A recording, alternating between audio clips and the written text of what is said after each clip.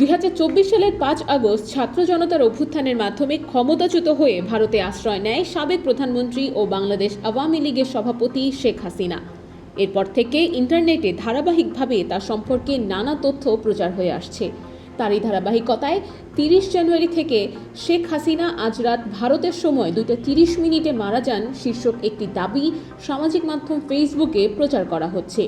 তবে rumour scanner বলছে শেখ হাসিনার মারা যাওয়ার এই দাবিটি মিথ্যা। কোনো ধরনের তথ্য প্রমাণ ছাড়া দাবিটি প্রচার করা হচ্ছে। এ বিষয়ে অনুসন্ধানের শুরুতে আলোচিত দাবিতে প্রচারিত ফেসবুক পোস্টগুলো পর্যবেক্ষণ করে দেখা যায়, সর্বপ্রথম পোস্টটি গত 30 জানুয়ারি প্রকাশ করা হয়। তবে পোস্টগুলোতে দাবির সপক্ষে কোনো তথ্যসূত্র উল্লেখ করা হয়নি। বাংলাদেশ আওয়ামী লীগের ভেরিফাইড ফেসবুক পেজে দলটির বিভিন্ন কার্যক্রমের তথ্য প্রচার করা হলেও শেখ হাসিনার মৃত্যুর দাবি সংক্রান্ত কোনো তথ্য খুঁজে পাওয়া যায়নি।